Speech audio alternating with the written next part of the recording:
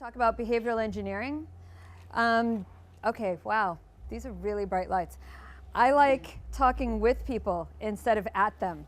So I'm going to be paying attention to the audience, and I'll probably be talking up here, although for one slide I'll be going to the back and actually gesturing towards the screen itself.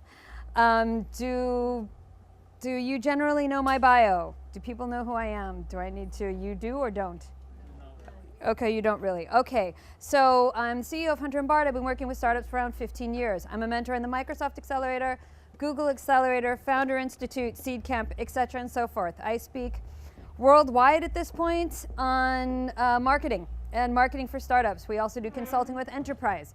Consulting on enterprise, building collaboration into the enterprise, building entrepreneurship into the enterprise, and internal marketing. We also do external marketing. So yes, we're one of the few agencies that does both B2C and B2B. And my personal obsession is behavioral engineering. Is this mic even on? Can you hear me? So it's just basically me screaming at you? Oh, it's just for the video. Oh, fine. Okay, so I guess I need that to actually be heard. Which means I'm going to grab it because I'm not much for standing in one space. And also, I just can't see you from up there. Okay, so that's my own background. I also teach marketing for startups at Tel Aviv Yafo Academic College. And I also, am I missing something? Oh yeah, I have a Kellogg MBA, if you care about that. 15 years of experience in startups. Yes, I have done the startup thing where I slept on the floor for 2 weeks while we were trying to get dev done. So, like, I've paid my dues. An old school geek. I was on IRC about 20 years ago. So when I was getting my undergraduate and studying fashion. Not that you can tell, I've given that up. But there you go. So that's me. And I'm going to talk about behavioral engineering. So what is behavioral engineering? Do y'all know what it is? Yes, no, maybe. Kinda. Okay, so behavioral engineering is how you very nicely get people to do what you want them to in your product, online, and in real life. Okay? So how do you end up doing that? Let me get over here. You read 3 books by Daniel. Okay, so the 3 books are good. It's even better if you add influence to it, and then you add Malcolm Gladwell, and then you read Mindset, and I could give you a whole list of things that are actually really awesome to read. And if you're a woman, I recommend Women Don't Ask and Lean In. Okay, so an example here, we help companies. So this was a company, the person who was there before me had a background in SEO and SEM, and so he tried to game the system. The thing about social is that it can't be gamed, and so they didn't give, and they refused to do anything for the people. It was an animation studio. They took the videos from the website, they put them onto YouTube, and they refused to do anything for the people who were actually doing the animations. We changed that methodology completely, and in turn ended up doubling our revenues and doubling our views on our commercial YouTube channel. That's not a small deal. So that's me. You can find that later. Okay, what's the important thing about changing behavior? Simplicity. People don't like to think. And if you make them think, the odds are they're going to go away. Here's the other thing. Interrupt me. If you have a question, I'm going to do my best to watch you while I'm actually doing this. It's kind of hard with the lights, so that would be why the guy who was sitting back here before didn't actually get noticed, because really, honestly, you can't see a blessed thing with these lights. But I'm going to try and keep an eye on the audience, and if you have a question, don't hesitate to interrupt me. I would rather speak with you than at you, okay? And I will be asking questions throughout, so that's partially why. So the t-shirt economy, what is that? Now, when you're doing a product, you have 2 ways to get people to do things. You have a way where you end up paying them to do it, okay? And then you have a way where they do it from their own heart. Now, an example of this. Oh, awesome.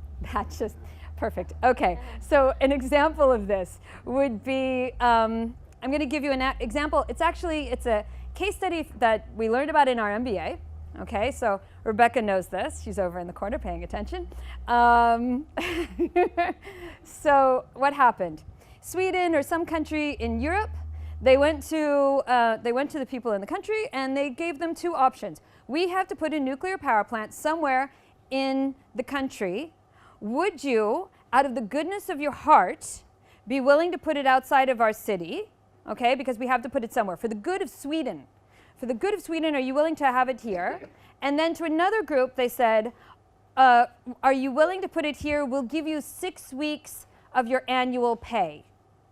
Now, out of curiosity, how many of you think the 6 weeks of annual pay is the one that got the higher percentage of yes? Ooh, you're all good. Okay, so I actually was working last week with a client. Kind of obvious, I know. But I was working last week with a client, and literally every person I asked at the client got it wrong. So, but the percentage gap is actually massive. So 25% said yes for the payment, and 50% said yes when they're doing it for the good of themselves. Okay, that's the reason why lawyers will work for per diem rather than working for less money. Your time is money. All right, if you're going to donate your time, that's a different psychological win internally than working for less. Working for less makes you resentful, but giving your time, well, that's you doing a mitzvah. That's a nice thing, and that's something that makes everybody happy. So this is part of the reason why you have to think about when you're getting people to do things and you're building evangelists. Are you building evangelists because you're paying them? That can become a very expensive proposition. Or are you building evangelists because these are people who care about your product? Now, putting this into a real-world example, Fisker scissors. Okay? So Fisker scissors are these scissors if you like to sew, and I did once upon a time. So Fisker scissors has these scissors, and they're a serrated edge, okay? And they make everything nice and clean. They have the Fisker scissorettes.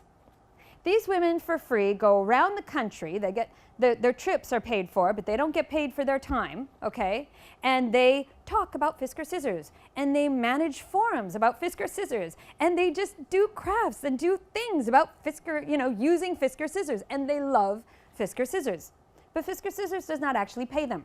They just give them stuff, and then they listen to them, and they make them feel special, okay? And that would be how you end up building an evangelist base in a t-shirt economy where you're not paying them. Because the second you start paying someone, they start thinking about it as a financial economy. And a financial economy has a completely different reward system. It's all about the money. And once you take that money away, say you run out of the money, okay, then what, quite frankly? And if you think about it, most startups are working more on a relationship or a t-shirt economy internally. Why do you work there? You're working there to feel good. God knows you could probably be making twice as much if you go work at a large soul-sucking enterprise. But you're not doing that. You're doing what you want to do. You're doing what you love. And the financial reward may be in, an exit later.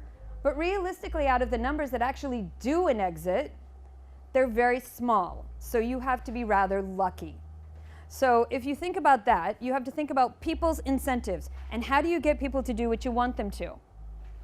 Now this is the most important slide out of every deck that I do and of every talk that I give. Everyone has an action trigger. And actually, I'll go over here while I do it. Everyone has an action trigger. Israel has an over 60% higher education rate. This is going to be on SlideShare. You don't have to take a picture. Yeah, so Israel has an over 60% higher education rate, second only to Canada. We are extremely achievement-oriented. When somebody's already had an exit, what happens? Okay, they had their exit, they stay at the company for the 2 years that they're required, then they go and do another company. They don't just sit and rest on their laurels. If somebody's going to have an exit and they never have to work again, even if they have enough money to never work again, people will think, in Israel, what is wrong with you? And why aren't you going back to work? You're not going to work again? Are you okay? What's wrong? Are you sick? It's not normal. You can't even fathom it. So you have to think this is the action trigger. Achievement is the action trigger in Israel. And how does that end up changing the product? One, it changes your messaging. Okay? All of your messaging is about getting an achievement. Two, it changes how you end up building your onboarding. Okay? You add a progress bar. And you add just a progress bar. I have a client that's been with us for ages now, and AppsGeyser. If you could do 3 lines of HTML, you could create an Android app through AppsGeyser. So we tested, this was actually very funny, we tested what we thought the action triggers might be for the people who make Android apps on AppsGeyser. And one of our assumptions won competition. So we send out a competition-toned email, which backfired in our face terribly. And we learned very quickly through many sorry letters that this is not their action trigger. But knowing that, you can move forward and figure out what the action trigger is. Turns out the action trigger was achievement. So we end up putting in a progress bar. You know, you think it's old school progress bar. What is that? Same traffic, raised conversion over 20%.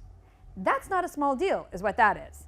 Okay? So that's what you think about. You think about what the actions are that you build into the product, because nowadays marketing and product have to be married. There's not as much of, it's a big part of it nowadays. And building the marketing into the product and building the psychology and the behaviors that you're looking for in the product are a critical part of marketing. You have to work with the devs. You have to understand, because you're the psychology.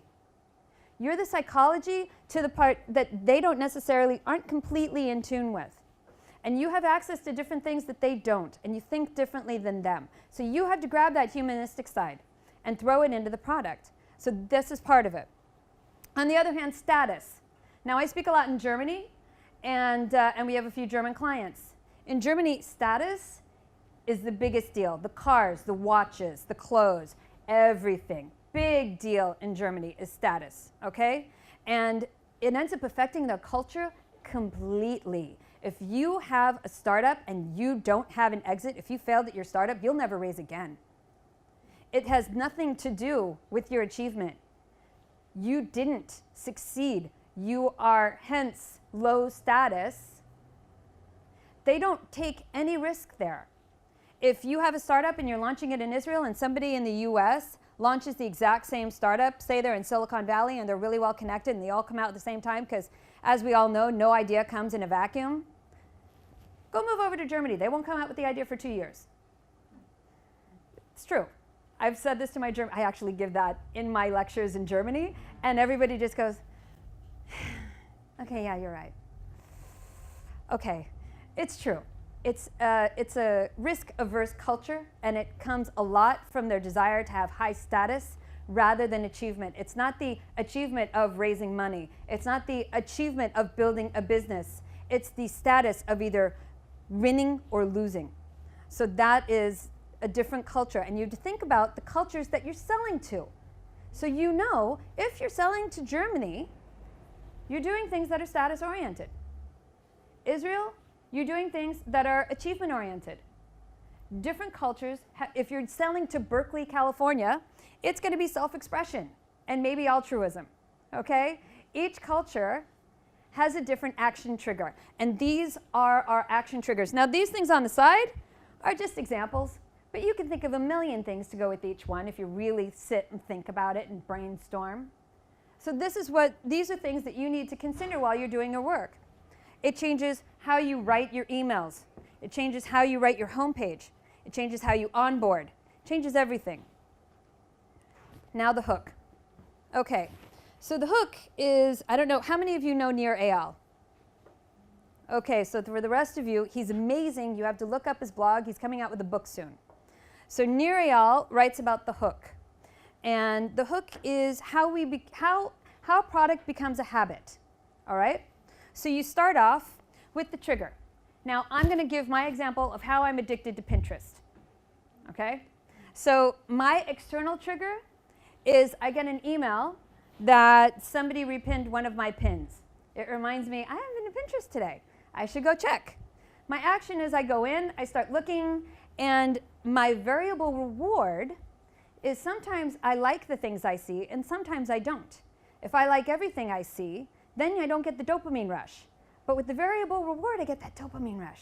I really like that dopamine rush. So you go and you keep looking for another thing you're going to like, and oh, I love that. And then you keep going, oh my God, what is that? No. There, oh, that. And then you pin it, okay? That's your investment. The pinning and the creation of boards is your investment, which takes you to the internal. The internal trigger is I feel really good now, and I just had fun, and I'm probably going to go shopping.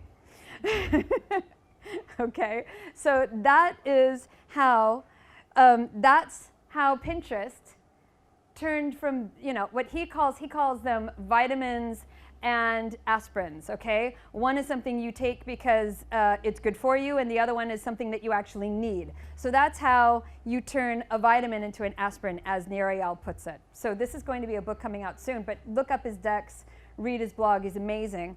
But this is something that you can think about. The other thing is the never-ending scroll. Now that's an actual feature in the product, and that never-ending scroll is what keeps that dopamine rush coming. Okay, that is your variable reward. That's the arm of the casino. Okay, of the somebody help me here. Sure. Thank you. I don't actually gamble, so that. Thank you, slot machines. There you go. Okay, it's the one-arm bandit of the slot machine, and then every once in a while you hit it. And you get such a rush when you hit it. It's like finding parking in Tel Aviv by Basel at 10 p.m. Oh my God! Okay? I mean, I remember one night I was driving for over an hour, and by the time I found parking, I was a complete basket case. And and I had actually stolen somebody else's spot. And I was just like, you don't understand. I've been looking for so long. He's like, I just came up to tell you, kol hakavod on your chutzpah. And and I was just like, so, it is that kind of rush. It is that kind of variable reward. And that's the type of feeling. Because we all remember how we feel, right? We all remember what a product makes us feel. And so that type of feeling, you have to instill that feeling into people when they're using your product. Okay. And these are part of the ways that you can do it. And all of this is behavioral engineering.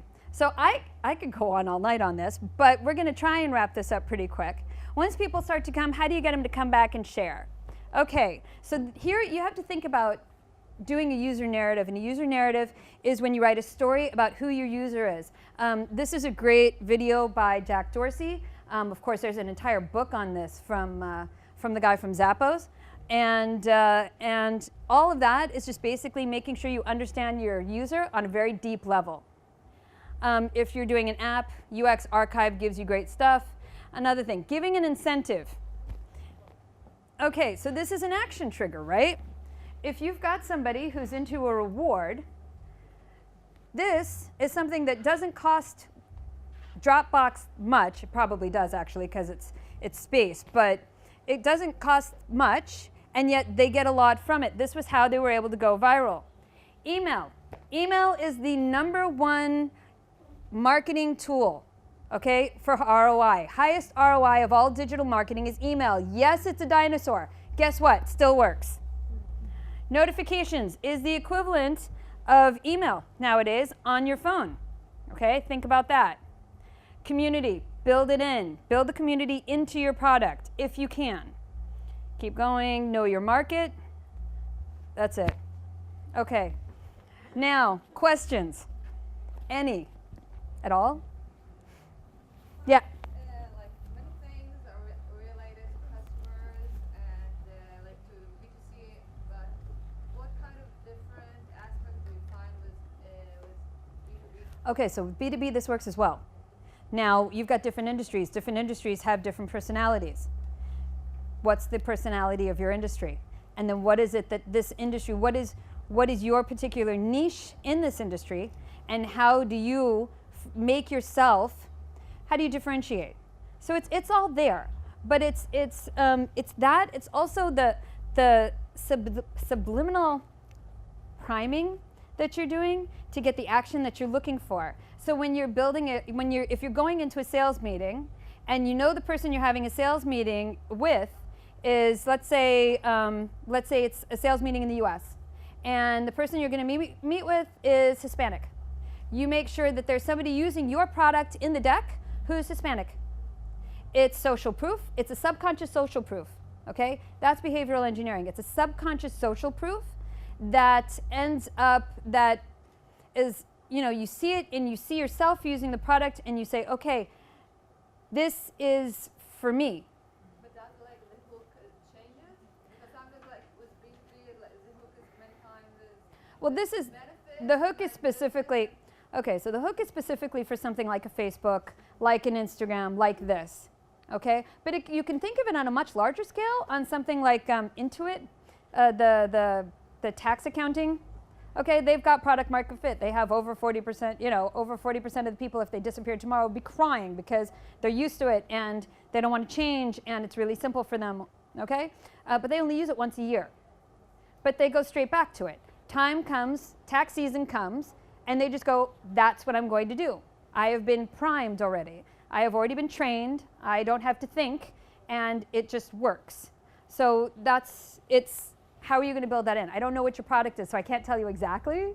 But these are the ways that I would recommend thinking for how you're building your sales funnel. Okay. Yeah. New to the field, you call it behavioral engineering. Yes. That's like puppet master. Well, okay. Mind control, no? It's not mind control because at the end of the day, they always have the freedom to leave. But if it's something that they're interested in, It's not total mind control. it's not total mind control. But it's mind control, even if it's not total. Still, it's mind control. I mean, this is like semantics, simple. Well, okay, let me put it like this. Pinterest is 80% women. Sorry? Pinterest is 80% women. I don't know what it is. Pinterest is a website, and it's 80% women, and men don't use every man most men I know who have gone to the website, other than Olivier Blanchard, who's like this amazing marketer from the U.S., and he's also really into fashion. Other than he's the only. Okay, this is how I'm on video. I have to be careful about this. But still, he's the only straight man I know on Pinterest. And every other one I know who's been on Pinterest has left after a while because they just don't get into it. It's not mind control. It's building a habit for people who actually enjoy it anyhow. Because if you don't enjoy it, you're not going to come back. If you don't get a dopamine rush from the pictures, you're not going to get the reward. It's even more than mind, it's even deeper than mind control because you're going down to the level of hormones, of endorphin. So it's even stronger than mind control. Well, endorphins, no, it's dopamine. It's not the same. It's not on the same level as endorphins. But yeah, okay. You could say that there is a way, there's a level of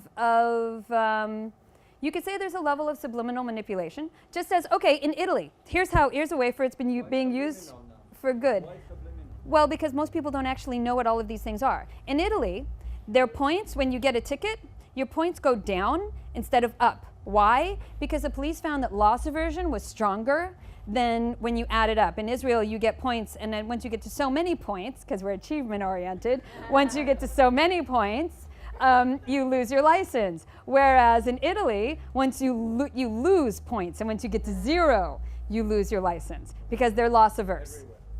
It depends on where you are. There's Everywhere. It's so. everywhere you lose points. Okay, well in Israel okay. Also in Israel? No, Israel you gain points. Yeah, okay. So, okay, so. Well, I'm saying it's subliminal because not everybody actually knows what every action trigger is. I mean, I'm going to sit there. I go with my kids to the supermarket, and they want to buy something, and I said, that's there because it's priming you to buy it. It's right next to the register. I know it. But somebody who doesn't have an obsession with this, they're not going to know it. They're just simply going to react to it. I'm going to look at it and say, you're not getting that. This is just marketing, and it's there to prime you. And I sit there and explain it to them, and they're just like, you suck, Mom. Real subliminal is against the law in many states. Real, yeah, this isn't, I wouldn't call this real subliminal. It's not subliminal. No, it's not subliminal. So It still is puppet master. you could call it what you like. It's behavioral engineering. Call it behavioral engineering. That's What is the object of engineering? The person, the behavior. Okay, yeah, So you make it a puppet. okay. No, you're looking for strength. But is that a question? What is the image? I'm trying to understand. What's what? What is the image you would use to show what you're doing if it was a comic? If I was a comic? If it wasn't a comic. I would probably, I like to think of it as somebody guiding you by the hand with a big smile on their face. To sell you something. Yeah, yeah. Could you give case studies, for example, of behavioral engineering for very busy people, like when you work with managers or... Okay, so it's all about tiny habits. I just did BJ Fogg's Tiny Habits. Yeah. I also always Oh, it was think about awesome. it. Okay, so BJ Fogg is amazing, and he's a behavioral engineer at Stanford, and he talks about BJ Fogg, Fogg, and he's a behavioral engineer at Stanford, and he writes about tiny habits. And tiny habits are how we end up changing our major behaviors. So I did his tiny habits thing last week, and my 3 tiny habits, now admittedly I already know a little bit about this, right? So my 3 tiny habits were, before I go to sleep, I'm going to think of something nice about my life, like something I'm thankful for. 2, when I wake up in the morning, I'm going to give my sons a hug and a kiss and tell them I love them. That's a hard one. And then the 3rd one was, when I get into my office, I'm going to get myself a glass of water. Now, because I don't drink enough water during the day.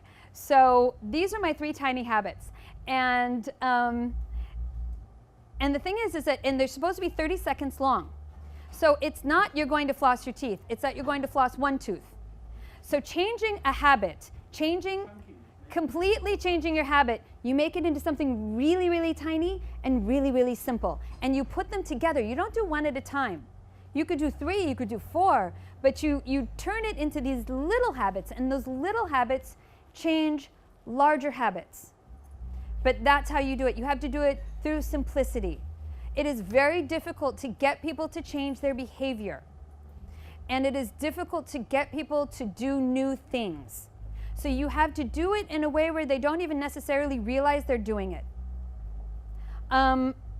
Another thing would be, say, if you're changing, one of our projects is changing an entire enterprise.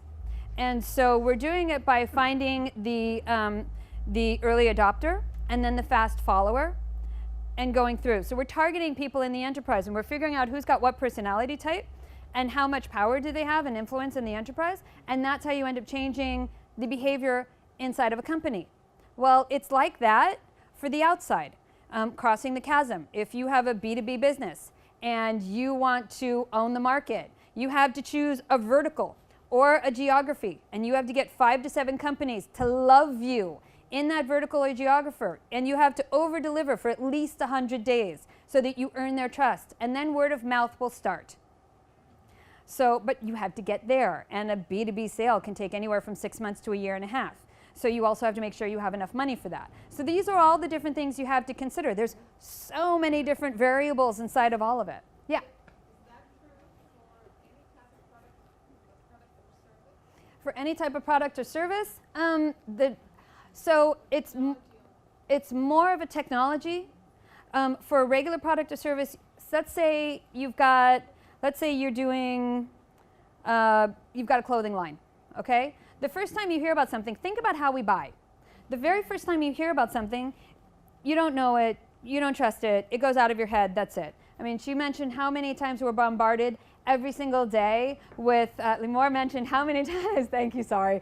How many times we're bombarded every single day with advertising, and out of that we remember 4, okay? So it does go into our head, but it goes somewhere in the back of our head. So the first time we hear about something, we don't trust it. Then we hear about it a few more times and we trust it more. So the more times you hear about something, that's why radio works, that's why TV happens. Gimel Yafit? I don't know it. Do you live here? I do, but I don't listen to radio, I don't watch TV. She's kind of a figure that everybody knows. Okay, so yeah, I'm sorry. But we don't even have cable. Like, my neighborhood also is we're a bunch of hippies. So there's no cable, and my friend's house is, yeah, so sorry. Anyway, Pakitsu, in short, you have to hear about something a whole bunch of times before it builds up a minimum trust rate. When you get to that minimum trust rate, then people are actually open to buy, but you have to get there first. So that's why advertising has like a 15% trust rate. So earned media, which is getting mentioned in a newspaper, being featured, whatever, a blog, all of that has about a 40% trust rate. And then word of mouth has around a 70% trust rate, okay? So all of this ends up building up in your head till you get to the point where you've got the minimum trust that you have on your own level to get you to buying. So you have to think about that when you're doing your own product and when you're doing your own marketing. So I don't know what you're doing. When it comes to a B2B product and it's a high technology product, yeah, 5 to 7 companies is generally the rule before word of mouth even starts. So it's, you have to think about it. It's the whole nobody ever lost their job for buying IBM. It's that mentality. You've got a humongous enterprise. You've got people who are trying to just make sure they survive in it. So they're going to take the conservative route rather than be the one who takes the one on the outside. You're are in Israel or outside? I work with Europe. And I know a lot of companies in Europe, generally, they're changing now. But there's a lot of that. Yeah. Oh, you're saying that the 5 to 7 is not the rule that you know?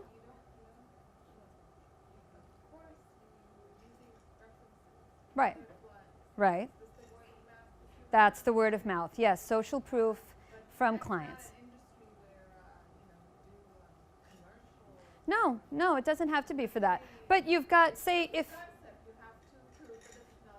Absolutely, but that's it. Once you're in 5 to 7 places, you've got that proof. The question is, number 1 actually is easier to get than number 2. Okay, you're going to have the early adopter who's willing to give you a chance. It's a lot harder to find the first follower. So that's the hardest. That's what I've found to be the hardest one when it comes to technology companies and growing them that way. But it's about building the funnel. What? You should treat everyone as number 1. You absolutely treat everyone as number 1, but for some reason, I don't know why, number 1 seems to be like so much easier to get, and it just seems to be across the board. Yeah, maybe forget about the number 1 and go after everyone as if they are. Who knows? I don't know. It could be. And also, it's also really funny. I actually interviewed a startup today at the elevator, and they found that getting their first one was really easy. And then they went after another one, and like, oh yeah, it took forever. It took a year. It was like, wow. So, You talked about adjusting your product to the culture and the personality Yeah. of the customer. And if you're going with a product that's B2C, Mm-hmm. maybe worldwide, Mm-hmm. can be very difficult to adjust the product and even your Localize your messaging. Localize your messaging. specific crowd, especially in the technology part. Right. Where So, technologists see context as a state or situation, not as a culture. okay, so let's say you've got an app, okay? And one great way to grow your app is through localization. Well, you're going to use different colors for one country than you would use for another. Just as you would use different names, you would use different faces for the people inside of the app that you're showing, using the app in the ads or whatever, okay? You're not going to use the same name for the north of England as you would for Portugal.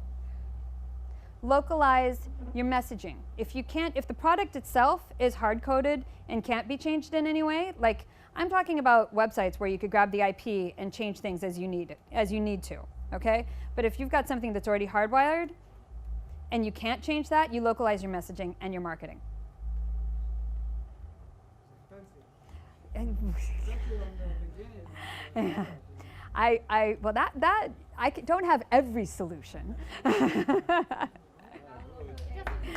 Okay.